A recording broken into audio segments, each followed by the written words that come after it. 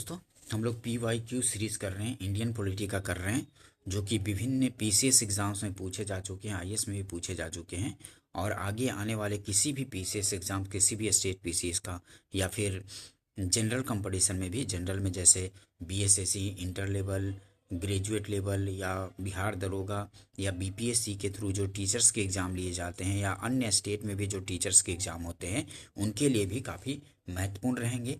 या जहाँ भी जिस एग्ज़ाम्स में भी सामान्य अध्ययन से क्वेश्चन पूछे जाते हैं, उसके लिए काफ़ी महत्वपूर्ण सेशन रहेगा। ठीक है दोस्तों, क्योंकि IAS PCS में जो क्वेश्चन पूछ दिए जाते हैं वो फिर निचले स्तर के एग्ज़ाम में, जनरल कंपटीशन या फिर PCS में पूछे ही जाते रहते हैं। ठीक है दोस्तों, तो इसको ध्यान से करेंगे। ठीक है, चलिए स्टार्ट करते हैं। इंडियन पॉलिटी का PYQ कर रहे हैं। ठीक है, चलिए स्टार्ट करते हैं। निम्नलिखित में से कौन एक भारतीय संविधान के उद्देश्यों को प्रतिबिंबित करता है? तो भारतीय संविधान के उद्देश्यों को प्रतिबिंबित करता है क्या? तो संविधान की प्रस्तावना जो है भारतीय संविधान के उद्देश्यों को प्रतिबिंबित करता है। बी आंसर हो जाएगा। ठीक है, ध्यान रखेंगे। नेक्स्ट क्वेश्चन करते हैं। संविधान में दिया गया आमुख है, तो संविधान में दिया गया आमुख क्या है? तो न्यायालय में लागू नहीं होता। संविधान में दिया गया आमुख क्या है? न्यायालय में लागू नहीं होता। ये प्रस्तावना के बारे में ही बोल रहा है, आमुख। ठीक है, उद्देशिका के बारे में ही।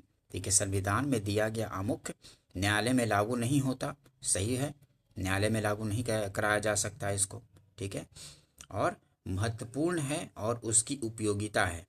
ये भी सही है कि महत्वपूर्ण है उद्देशिका और उपयोगिता भी है इसकी। और शासन करने के उद्देश्यों को उल्लिखित करता है, तो शासन करने के उद्देश्यों को उल्लिखित भी करता है, तो ये भी सही है। और संविधान के कानूनी अर्थ निर्णय में सहायता करता है। संविधान के कानूनी अर्थ निर्णय में सहायता भी करता है, तो ये भी सही है। तो 1, 2, 3 और 4 चारों सही है। ठीक है, तो इसमें से ऑप्शन में कोई नहीं है 1, 2, 3, 4, तो स्टार बना लेंगे। ठीक है, मतलब इनमें से ऑप्शन वो नहीं दिया गया है। ठीक है, ठीक ऑप्शन अगर किसी में 1, 2, 3, 4 होता तो वो ऑप्शन हो जाता, ऐसे नहीं है कोई सा ऑप्शन, तो स्टार बना लेंगे। ठीक है, कोई नहीं होगा इसमें से। देखिए एक्सप्लेनेशन से अच्छे से समझ में आएगा। भारतीय संविधान में दिया गया आमुख न्यायालय में परिवर्तनीय नहीं है, अर्थात इसे न्यायालय में लागू नहीं किया जा सकता। अन्य तीनों कथन भी सही है, अतः दिए गए विकल्पों में से कोई सही विकल्प नहीं है। ठीक है, ध्यान रखेंगे। ये संविधान में दिया गया आमुख मतलब प्रस्तावना के बारे में ही बोला जा रहा है। ठीक है, ध्यान रखेंगे इस चीज को।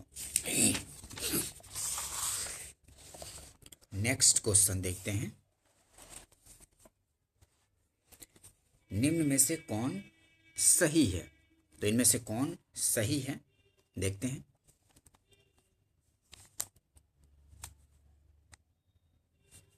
सामाजिक समानता संविधान में प्रत्याभूत नहीं है, ये गलत हो गया। देश में सामाजिक समानता पहले से ही विद्यमान थी। देश में सामाजिक समानता पहले से ही विद्यमान थी। सामाजिक समानता संविधान में प्रत्याभूत है, तो ये सही हो जाएगा। सामाजिक समानता संविधान में प्रत्याभूत है, सी आंसर हो जाएगा। ठीक है, ध्यान रखेंगे। एक्सप्लेनेशन देखिए। संविधान के अनुच्छेद 14 से 18 तक प्रदत्त समानता के अधिकार के विभिन्न प्रावधानों के तहत सामाजिक समानता प्रत्याभूत की गई है। प्रस्तावना में भी सामाजिक न्याय प्राप्त कराने की बात कही गई है। ठीक है, प्रस्तावना में भी सामाजिक न्याय प्राप्त कराने की बात कही गई है। और ऐसे संविधान के अनुच्छेद 14 से 18 के तहत प्रदत्त समता के अधिकार के विभिन्न प्रावधानों के तहत सामाजिक समानता प्रत्याभूत की गई है। ठीक है, ध्यान रखेंगे। अब शासन प्रणाली से संबंधित क्वेश्चन करेंगे। ठीक है, इससे भी काफी क्वेश्चन पूछे जाते हैं शासन प्रणाली से संबंधित। ठीक है, भारतीय संविधान में किस प्रकार की शासन प्रणाली की व्यवस्था की गई है? तो भारतीय संविधान में किस प्रकार की शासन प्रणाली की व्यवस्था की गई है? तो संसदात्मक शासन प्रणाली है। ठीक है, भारतीय संविधान के अनुसार ठीक है। भारत में किस प्रकार की शासन प्रणाली है, तो संसदात्मक है, सी आंसर हो जाएगा। भारतीय संविधान में किस प्रकार की शासन प्रणाली की व्यवस्था की गई है, तो संसदात्मक शासन प्रणाली की व्यवस्था की गई है, सी आंसर हो जाएगा। ठीक है। एक्सप्लेनेशन देखिए, शासन प्रणाली की सामान्यतः दो पद्धतियां होती हैं, संसदीय प्रणाली और अध्यक्षीय शासन प्रणाली। भारत में ग्रेट ब्रिटेन के अनुसरण करते हुए संसदीय शासन व्यवस्था को अपनाया गया है। संसदीय शासन व्यवस्था में व्यवस्थापिका के सदस्य कार्यपालिका का गठन करते हैं तथा कार्यपालिका व्यवस्थापिका के प्रति, मतलब कार्यपालिका जो है व्यवस्थापिका मतलब विधायिका के प्रति उत्तरदायी होती है। ध्यान रखेंगे इस चीज को। नेक्स्ट क्वेश्चन देखते हैं, निम्नलिखित में से कौन सी भारतीय संविधान की विशेषता नहीं है, तो इनमें से कौन सी विशेषता नहीं है भारतीय संविधान की, संसदात्मक सरकार है, संसदात्मक सरकार तो है भारत में, अध्यक्षात्मक सरकार है नहीं। ठीक है, भारतीय संविधान की विशेषता ये अध्यक्षात्मक सरकार भारत में नहीं है, तो यही आंसर हो जाएगा, बी आंसर हो जाएगा। ठीक है, स्वतंत्र न्यायपालिका तो है ही, संघात्मक सरकार ये भी है, लेकिन अध्यक्षात्मक सरकार नहीं है, ध्यान रखेंगे। ठीक है दोस्तों, बी आंसर हो जाएगा। एक्सप्लेनेशन देखिए, इससे और अच्छे से पता चलेगा। अध्यक्षात्मक सरकार भारतीय संविधान की विशेषता नहीं है, जबकि संसदात्मक सरकार शासन प्रणाली, संघात्मक सरकार शासन प्रणाली और स्वतंत्र न्यायपालिका भारतीय संविधान की विशेषता है। ठीक है, नेक्स्ट क्वेश्चन देखते हैं, भारत में संसदीय प्रणाली की सरकार है क्योंकि भारत में संसदीय प्रणाली की सरकार है क्योंकि मंत्रिपरिषद लोक सभा के प्रति उत्तरदायी है। संसदीय प्रणाली की सरकार है क्योंकि जो मंत्रिपरिषद होते हैं लोकसभा के प्रति उत्तरदायी है, इसलिए संसदीय प्रणाली की सरकार है। ध्यान रखेंगे इस चीज को। भारत में संसदीय प्रणाली की सरकार है क्योंकि जो मंत्रिपरिषद के लोग हैं वो लोकसभा के प्रति उत्तरदायी होते हैं, डी आंसर हो जाएगा। एक्सप्लेनेशन देखिए, थोड़ा और अच्छे से दिमाग में बैठेगा। ठीक है, चलिए देखते हैं।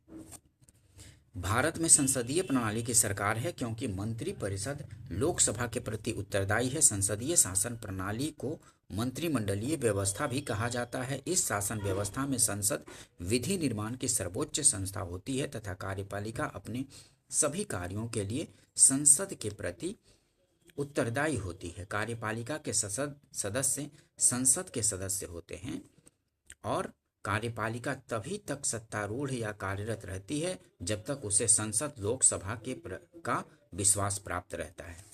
ठीक है, ध्यान रखेंगे इस चीज को। नेक्स्ट क्वेश्चन देखते हैं। ठीक है दोस्तों, भारत के संदर्भ में एक्सप्लेनेशन भी ठीक से देखते चलेंगे क्योंकि एक्सप्लेनेशन से आसपास से क्वेश्चन पूछे जाएंगे तो वो आपसे हो जाएंगे।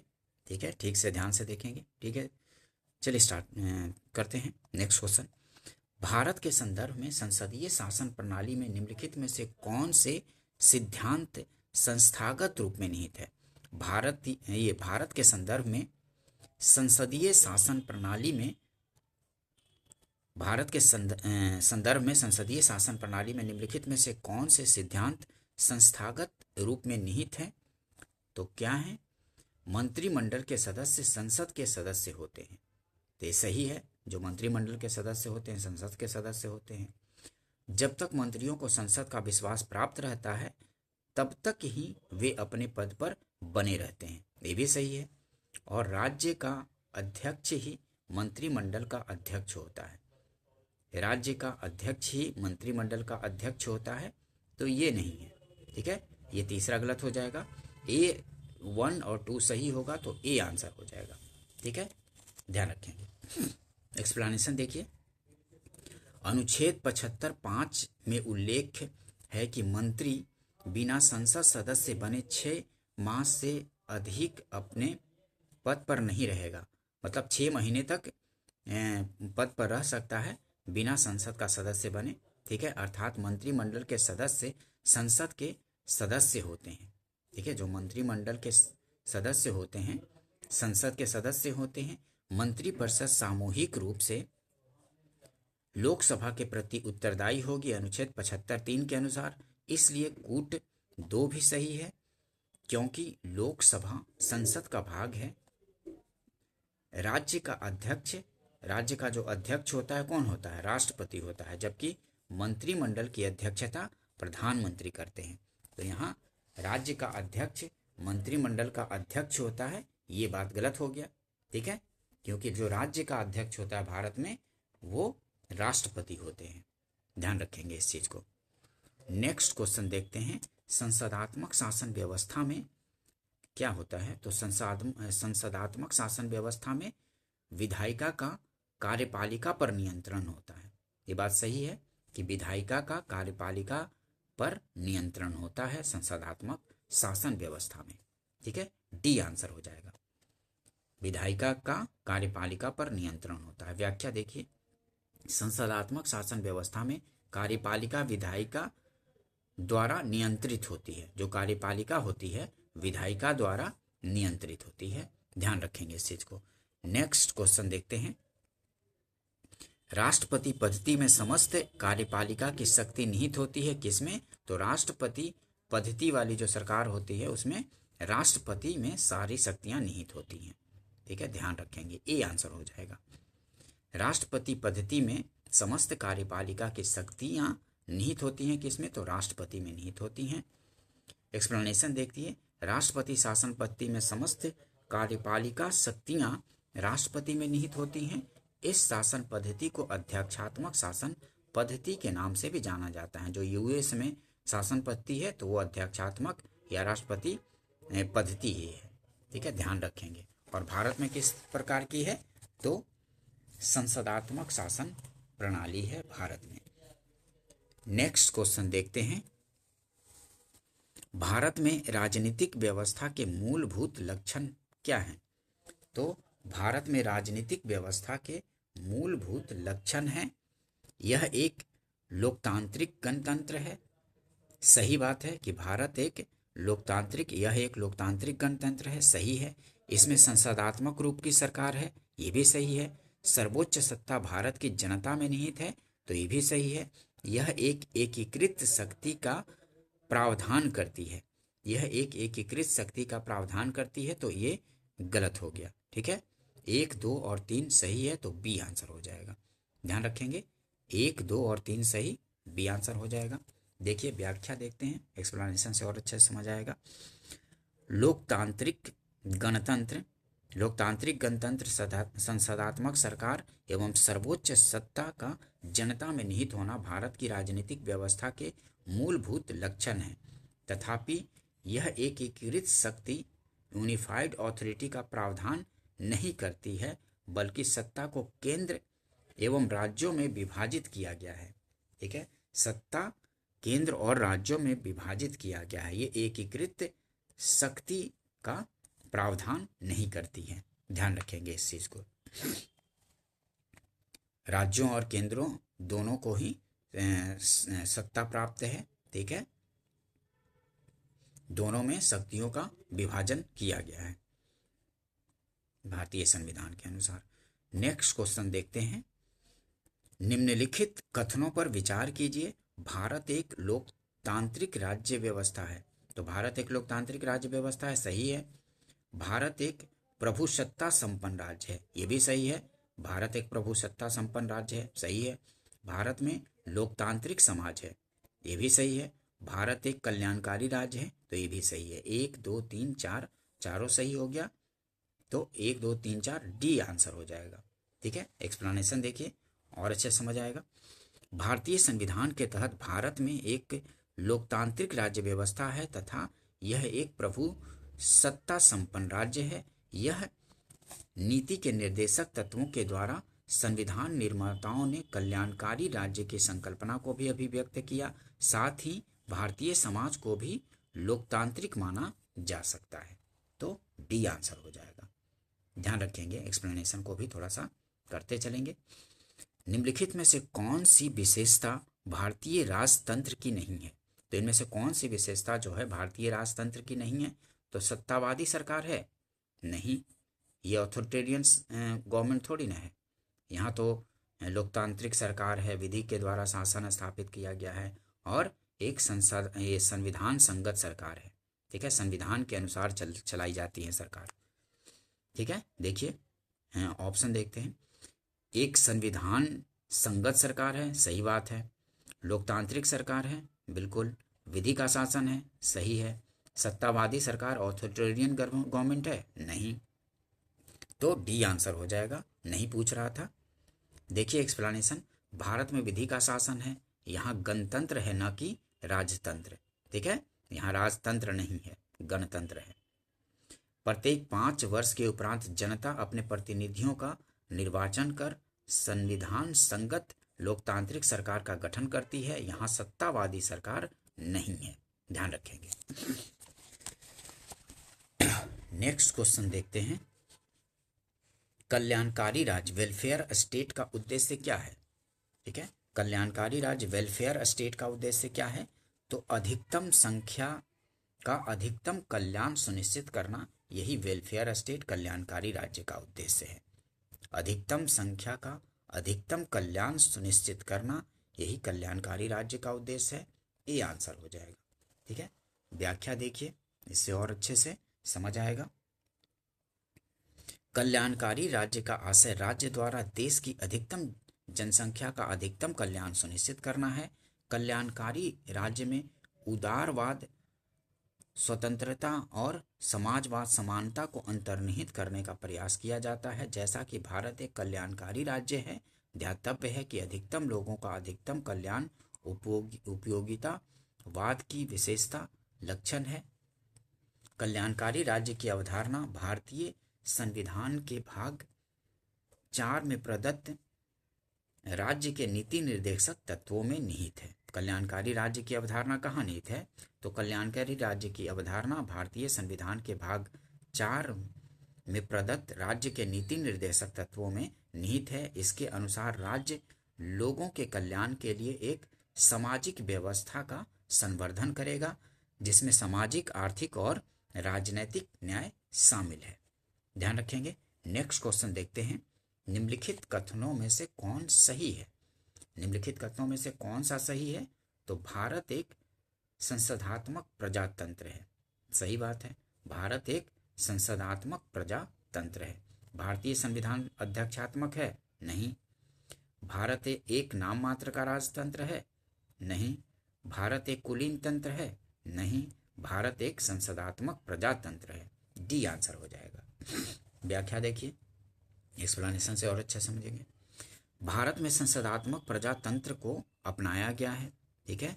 संसदात्मक प्रजातंत्र का आशय शासन की संसदीय प्रणाली वाला प्रजातंत्र, जिसमें राज्य सत्ता मूलतः जनता में निहित होती है, संसद में जनता के द्वारा चुने हुए प्रतिनिधि शासन सत्ता का संचालन करते हैं, ध्यान रखेंगे। तो भारत एक संसदात्मक प्रजातंत्र है। नेक्स्ट क्वेश्चन देखते हैं। भारत में राजनीतिक सत्ता का प्रमुख स्रोत है, तो क्या है, जनता है। भारत में राजनीतिक सत्ता का प्रमुख स्रोत जो है जनता है। भारत में राजनीतिक सत्ता का प्रमुख स्रोत जो है, भारत में राजनीतिक सत्ता का प्रमुख स्रोत है जनता है, ये आंसर हो जाएगा। देखिए एक्सप्लेनेशन से पता चलेगा। भारत में राजनीतिक सत्ता का प्रमुख स्रोत जनता है, क्योंकि भारत का संविधान आरंभ होता है हम भारत के लोग से, ठीक है। इसीलिए भारत में राजनीतिक सत्ता का प्रमुख जो स्रोत है वो जनता है, ध्यान रखेंगे, ठीक है। इस चीज को ध्यान रखेंगे कि भारत में राजनीतिक सत्ता का प्रमुख स्रोत जनता है, क्योंकि भारत का संविधान आरंभ होता है हम भारत के लोग से, ठीक है, हम भारत के लोग से। साथ ही भारत एक लोकतंत्रात्मक राज्य है, अर्थात भारत में राज सत्ता जनता में निहित है। जनता को अपने प्रतिनिधि निर्वाचित करने का अधिकार है, जो जनता के स्वामी न होकर सेवक हैं। जो प्रतिनिधि चुना जाता है वो जनता के सेवक हैं, ध्यान रखेंगे। एक्सप्लेनेशन को भी करते चलेंगे, क्योंकि पॉलिटी में कॉन्सेप्ट का बहुत महत्वपूर्ण योगदान होता है, ठीक है। चलिए नेक्स्ट क्वेश्चन करते हैं। निम्नलिखित में से कौन एक अध्यक्षात्मक शासन प्रणाली का आधारभूत तत्व है, निम्नलिखित में से कौन एक अध्यक्षात्मक शासन प्रणाली का आधारभूत तत्व है? तो एकल कार्यपालिका जो है ये अध्यक्षात्मक शासन प्रणाली का आधारभूत तत्व है, एकल कार्यपालिका। बी आंसर हो जाएगा। देखिए एक्सप्लेनेशन, अध्यक्षात्मक शासन प्रणाली का आधारभूत तत्व एकल कार्यपालिका, इसमें सत्ता केंद्रीकृत होती है। ठीक है, उदाहरण देख सकते हैं यूएसए का, सारे निर्णय राष्ट्रपति स्वयं ले लेते हैं। ठीक है, निम्नलिखित में से कौन सा सही है अध्यक्षात्मक शासन प्रणाली की विशेषता है, क्या है? तो निम्नलिखित में से कौन सही है अध्यक्षात्मक शासन प्रणाली की विशेषता है, क्या? तो कार्यकारिणी का प्रमुख राष्ट्रपति होता है, सही है। राष्ट्रपति अपने मंत्रिपरिषद का चयन स्वयं करता है, तो बिल्कुल सही। और राष्ट्रपति व्यवस्थापिका को भंग नहीं कर सकता, सही है। जो व्यवस्थापिका होती है उसको भंग नहीं कर सकता है। ठीक है, तो ऊपर वर्णित सभी तथ्य सही हैं, डी आंसर हो जाएगा। ठीक है, अध्यक्षात्मक शासन प्रणाली की ये तीनों विशेषता है, तो उपयुक्त सभी सही हो जाएंगे। कार्यकारिणी का प्रमुख राष्ट्रपति होता है, बिल्कुल। राष्ट्रपति अपने मंत्रिपरिषद का चयन स्वयं करता है, सही। और राष्ट्रपति व्यवस्थापिका को भंग नहीं कर सकता, ये भी सही है। ठीक है, यूएसए का उदाहरण से समझ सकते हैं, क्योंकि वहाँ अध्यक्षात्मक शासन प्रणाली है, मतलब राष्ट्रपति शासन प्रणाली है। एक्सप्लेनेशन देखिए, अध्यक्षात्मक शासन प्रणाली की विशेषता है कि कार्यकारिणी का प्रमुख राष्ट्रपति होता है। राष्ट्रपति अपने मंत्रिपरिषद का चयन स्वयं विवेक से करता है तथा राष्ट्रपति व्यवस्थापिका संसद को भंग नहीं कर सकता, अतः उपयुक्त तीनों विकल्प सही हैं। नेक्स्ट क्वेश्चन देखते हैं, भारत में प्रजातंत्र इस तथ्य पर आधारित है, किस तथ्य पर आधारित है? भारत में प्रजातंत्र इस तथ्य पर आधारित है कि जनता को सरकार को चुनने तथा बदलने का अधिकार प्राप्त है। भारत में प्रजातंत्र इस तथ्य पर आधारित है कि जनता को सरकारों को चुनने तथा बदलने का अधिकार प्राप्त है, सी आंसर हो जाएगा। भारत में प्रजातंत्र इसी तथ्य पर आधारित है कि जनता को सरकारों को चुनने तथा बदलने का अधिकार प्राप्त है। ध्यान रखेंगे इस चीज को। एक्सप्लेनेशन देखिए, भारत में प्रजातंत्र इस तथ्य पर आधारित है कि जनता को सरकारों को चुनने एवं बदलने का अधिकार है, अर्थात जनता अपने मतदान के अधिकार के द्वारा प्रतिनिधियों का चुनाव करती है और ये प्रतिनिधि ही शासन सत्ता का संचालन करते हैं। जब ये प्रतिनिधि जनता के कल्याण एवं शासन सत्ता का संचालन सही या उचित तरीके से नहीं करते, तब जनता चुनावों, समय समय पर चुनाव होते रहते हैं, के माध्यम से सत्तारूढ़ दल सरकार को पराजित कर हटा देती है। ठीक है, अगर जनता के मनोनुकूल, मतलब कि जनता के हित में अगर वो प्रतिनिधि काम नहीं करता है, तो अगली बार जब इलेक्शन होगा तो उसको चुनाव में हरा दिया जाता है। ठीक है, तो यही बोल रहा है कि जो जनता को सरकारों को चुनने तथा बदलने का अधिकार प्राप्त है, भारत में प्रजातंत्र इसी तथ्य पर आधारित है। ध्यान रखेंगे इस चीज को। नेक्स्ट क्वेश्चन देखते हैं, निम्नलिखित में से किनसे विनिर्धारित होता है कि भारत का संविधान परिसंघीय है? निम्नलिखित में से किनसे विनिर्धारित होता है कि भारत का संविधान परिसंघीय है? किससे? तो केंद्र और राज्यों के बीच शक्तियों का वितरण किया गया है, इससे निर्धारित होता है कि भारत का संविधान परिसंघीय है। यहाँ पे केंद्र और राज्यों के बीच शक्तियों का वितरण किया गया है। ठीक है, डी आंसर हो जाएगा। 7वीं अनुसूची में है ना, संघ सूची, राज्य सूची, संवर्ती सूची। ठीक है, तो राज्य सूची में जो विषय हैं तो उन पे राज्य कानून बनाता है। ठीक है, ध्यान रखेंगे इसको।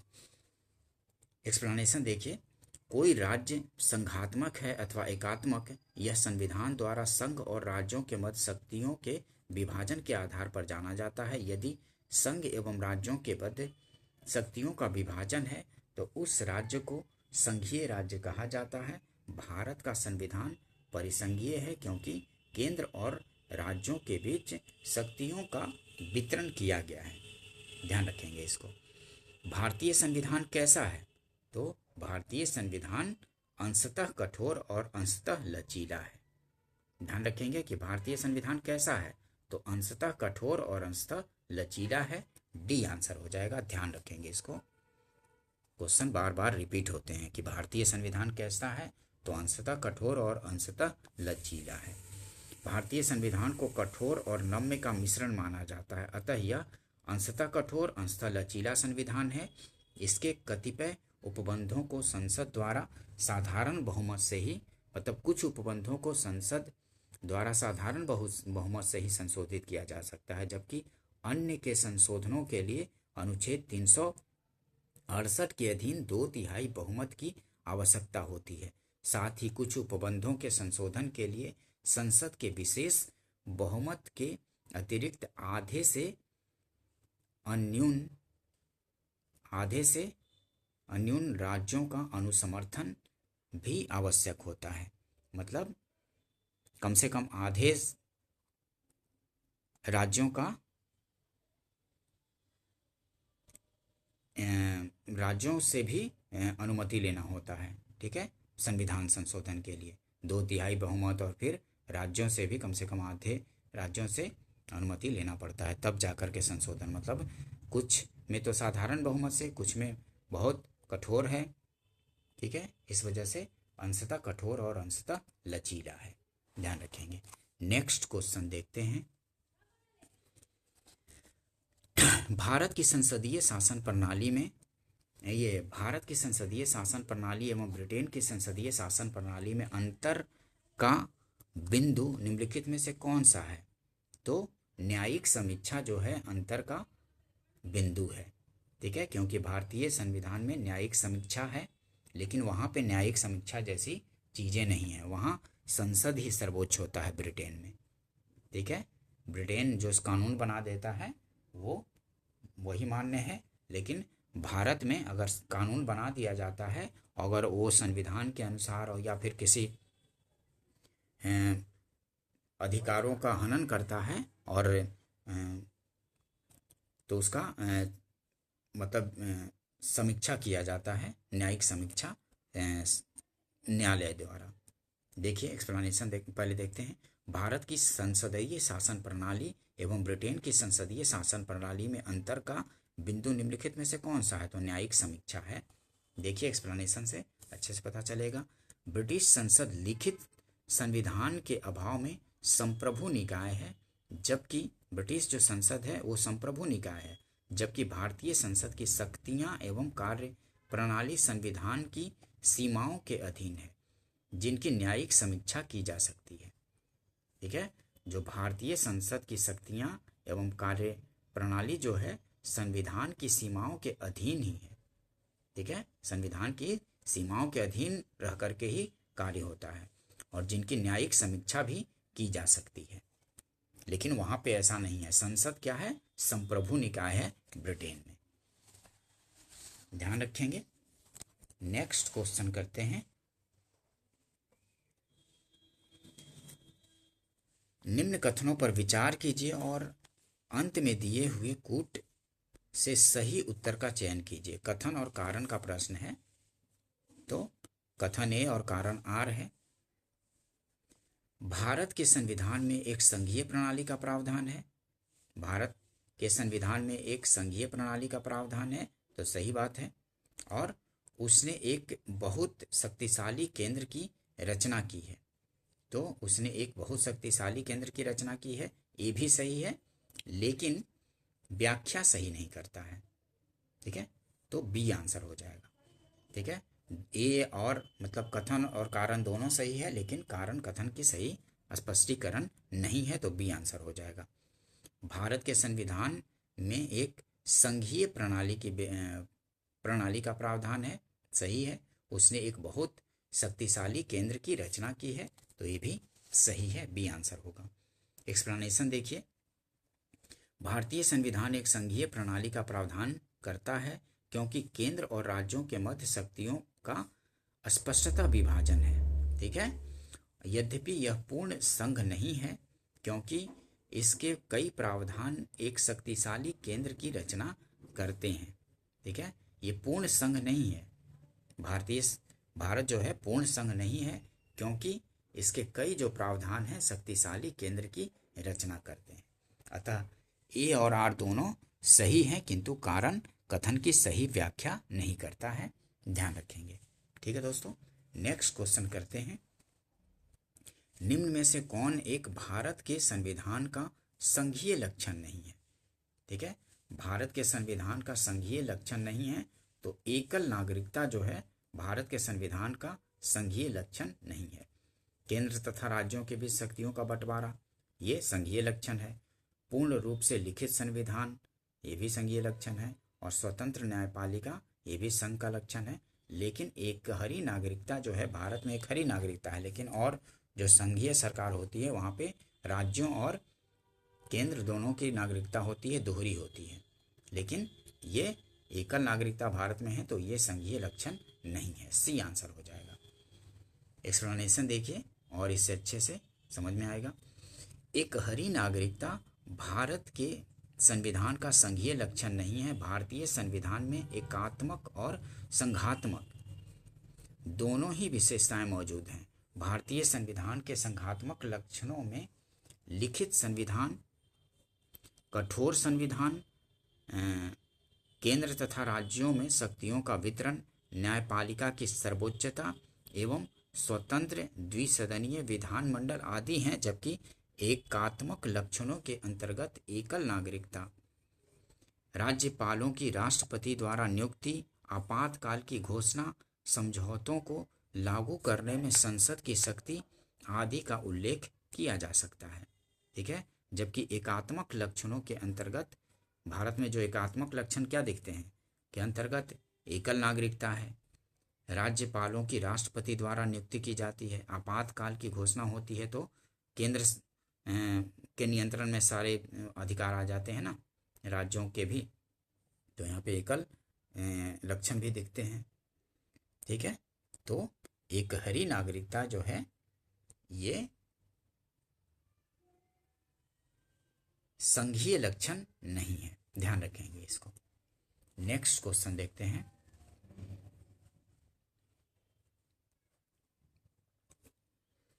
भारत में संघीय व्यवस्था से संबंधित निम्न कथनों में से कौन सा सही है। तो संघीय व्यवस्था में से कौन सा इसमें सही है। तो संविधान शासन की मूल संरचना के लिए एक संघीय व्यवस्था की प्रस्तावना करता है। इनमें से सही कूट को चुनना है, सही उत्तर का चयन करना है। तो संविधान शासन की मूल संरचना के लिए एक संघीय व्यवस्था की प्रस्तावना करता है, सही है। एकात्मक झुकाव का उसमें सशक्त मिश्रण है, एकात्मक झुकाव का उसमें सशक्त मिश्रण है, ये भी सही है। दोनों संघ तथा राज्य विधायिकाएं प्रभुता संपन्न है, दोनों संघ तथा राज्य विधायिकाएं प्रभुता संपन्न है, नहीं ऐसा। और विधायकीय, वित्तीय तथा न्यायिक शक्तियां संघ तथा उसकी इकाइयों के मध्य विभाजित कर दी गई हैं। विधायकीय, वित्तीय तथा न्यायिक शक्तियां संघ तथा उसकी इकाइयों के मध्य विभाजित कर दी गई हैं, तो ये भी नहीं है। 1 और 2 सही हो जाएंगे, ठीक है। तो बी आंसर हो जाएगा, ठीक है, बी आंसर होगा। 1 और 2 सही, दोनों सही, तो बी आंसर होगा। देखिए एक्सप्लेनेशन से पता चलेगा ठीक से। भारतीय संविधान द्वारा शासन की मूल संरचना के लिए एक संघीय व्यवस्था की प्रस्तावना की गई है, ठीक है। भारतीय संविधान द्वारा शासन की मूल संरचना के लिए एक संघीय व्यवस्था की प्रस्तावना की गई है, तथापि एकल नागरिकता और केंद्र की राज्य की तुलना में अधिक शक्तियां इसे एकात्मक झुकाव प्रदान करते हैं। इस प्रकार 1 और 2 सही है, कथन 3, 4 गलत हैं, क्योंकि राज्य विधायिकाएं रक्षा और वैदेशिक मामलों सहित अनेक संदर्भों में केंद्र से अलग नहीं है और साथ ही यहाँ न्यायिक शक्तियों का सोपानबद्ध क्रम है। ठीक है, संघ एवं राज्यों के मध्य विभाजन नहीं है। न्यायिक शक्तियों का जो है सोपानबद्ध क्रम है, संघ एवं राज्यों के मध्य विभाजन नहीं है। ठीक है, ध्यान रखेंगे इसको। जो 1 और 2 सही हो गया तो बी आंसर हो गया। नेक्स्ट क्वेश्चन देखते हैं। भारत का राष्ट्रपति परोक्षतः निर्वाचित होते हैं। ठीक है, परोक्षतः निर्वाचित होते हैं तो ये सही है। भारत में संसदीय प्रणाली को गणतंत्रवाद के साथ जोड़ा गया है। भारत में संसदीय प्रणाली को गणतंत्रवाद के साथ जोड़ा गया है तो ये भी सही है। तो ए और आर दोनों सही है और स्पष्टीकरण भी करता है तो ए आंसर हो जाएगा। ठीक है, स्पष्टीकरण भी करता है। भारत का राष्ट्रपति परोक्षतः निर्वाचित होता है, प्रत्यक्ष निर्वाचित नहीं होता है, परोक्षतः निर्वाचित होते हैं अप्रत्यक्ष रूप से। ठीक है, तो ये सही हो गया। और आर, भारत में संसदीय प्रणाली को गणतंत्रवाद के साथ जोड़ा गया है तो ये भी सही है, ए आंसर हो जाएगा। दोनों सही है और व्याख्या भी सही करता है। एक्सप्लेनेशन देखिए। भारत का राष्ट्रपति अप्रत्यक्ष रूप से निर्वाचित होता है। भारत की संसदीय प्रणाली को गणतंत्रवाद के साथ जोड़ा गया है। इसमें कोई आनुवंशिक शासक नहीं होते हैं तथा राज्य के सभी प्राधिकारी प्रत्यक्ष या अप्रत्यक्ष रूप से जनता द्वारा निर्वाचित होते हैं। इस प्रकार कथन ए तथा कारण आर दोनों सही और कारण आर जो है सही व्याख्या भी प्रस्तुत करता है। ध्यान रखेंगे इसको। नेक्स्ट क्वेश्चन देखते हैं। राजनीतिक दल लोकतंत्र के जीवन रखते हैं। जो राजनीतिक दल हैं लोकतंत्र के जीवन रखते हैं, सही बात है। ठीक है, राजनीतिक दल जो है, राजनीतिक दल लोकतंत्र के जीवन रखते हैं, सही है। और लोग खराब शासन के लिए सामान्यतः राजनीतिक दलों को कोसते हैं तो ये भी सही है। तो ए और आर दोनों सही है और सही व्याख्या भी करता है तो ए आंसर हो जाएगा। ठीक है, सही स्पष्टीकरण भी है। राजनीतिक दल लोकतंत्र के जीवन रखते हैं, सही बात है। और लोग खराब शासन के लिए सामान्यतः राजनीतिक दलों को कोसते हैं तो ये भी सही है। ठीक है, ध्यान रखेंगे। व्याख्या देखिए, इससे और अच्छे से समझ में आ जाएगा आपको। राजनीतिक दलों को लोकतंत्र का जीवन रक्त कहा जाता है क्योंकि राजनीतिक दल लोकतांत्रिक प्रणाली के अंतर्गत चुनावों में भागीदारी, सरकार का निर्माण व नागरिकों में राजनीतिक सहभागिता का प्रशिक्षण एवं अवसर प्रदान करता है। यह भी सत्य है कि लोग खराब शासन के लिए सामान्यतः राजनीतिक दलों को कोसते हैं। अतः प्रश्न में दिए गए कथन कारण दोनों सही है और कारण कथन का सही स्पष्टीकरण करता है। ठीक है, ध्यान रखेंगे दोस्तों। अगर सेशन पसंद आया हो तो इसको लाइक कीजिए और सब्सक्राइब भी कर लीजिए चैनल को, और अपने फ्रेंड सर्किल में, अपने ग्रुप में इसको कम से कम एक ग्रुप में आप शेयर कर दीजिए ताकि इस तरह की इम्पोर्टेंट वीडियो और भी आप लोग के लिए लाया जा सके। ठीक है दोस्तों, और भी सब्जेक्ट के, और आपकी तैयारी और भी बेहतर हो सके। ठीक है दोस्तों, मिलते हैं नेक्स्ट वीडियो में। वीडियो देखने के लिए थैंक यू दोस्तों।